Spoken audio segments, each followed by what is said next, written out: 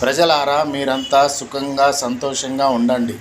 మీ ఇంట్లో ఏమన్నా కార్యక్రమాలు అయితే సాగలోని మంగలోని మేళగాళ్ళని టెంటోళ్ళని వాళ్ళని వీళ్ళని అందరిని పిలిచి కార్యక్రమాలు చేయించుకుంటారు, ఫోటోలోని తీపించుకుంటారు. వాడు డబ్బులు ఇస్తాడా ఇయ్యాడా, ఫోటోలు ఇస్తాడా ఇయ్యాడా అనేది మాత్రం ఆలోచించరు. కష్టపడి పనిచేసినోడికి మాత్రం పైసలు ఇవ్వరు. వాళ్ళ ఉసురు తలిగి మీ కొంపలల్లో సంసారాలు నిలబడవు. తెలుస్తుందా?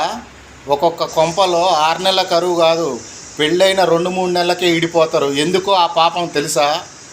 ఒక్కొక్కడికి మీ ఇంట్లో పనిచేసినోడికి ఏడిపించినందుకు ఆ ఏడుపులు తలిగే మీ కొంపలల్లా సంసారాలు కూలిపోయేది. అది అర్థం చేసుకొని మన ఇంటికి వచ్చి ఎవడన్నా పని చేసిండు అని అంటే వాడు కష్టపడి పనిచేసిండు కాబట్టి నవ్వుకుంటూ పోయేలాగా చూడండి. అంతేలే కానీ వాళ్ళ సొమ్ముని వాళ్ళ కష్టాన్ని ఎగ్గొట్టి మీరు బాగుపడాలంటే ఈ జన్మే కాదు మళ్ళీ జన్మెత్తినా కానీ మీ కొంపలల్లో సుఖ సంతోషాలు అస్సలు ఉండవు.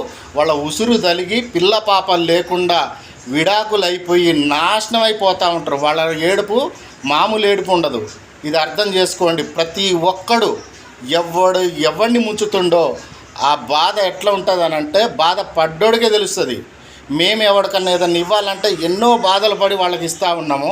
మాకు ఇచ్చేటోళ్ళు మాత్రం ఏడిపిస్తున్నారు. మా ఉసురు తలిగి ఒక్కొక్కడు వారానికి నెలకు హాస్పిటల్ పాలవుతారు, యాక్సిడెంట్లు అవుతాయి, దొంగతనాలు అవుతాయి, వాళ్ళ కొంపలల్లో సుఖశాంతులు లేకుండా పోతారు.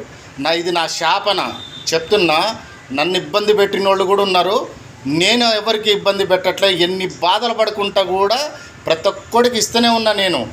కానీ నన్ను ఇబ్బంది పెట్టినోడు ఎవడు పైకి రాలే. వాళ్ళ పేర్లతో సహా చెప్పమన్నా కానీ చెప్పగలుగుతలే కానీ ఒక్కొక్కడు నాశనం అయిపోతూనే ఉంటారు. ఇదే నా శాపన.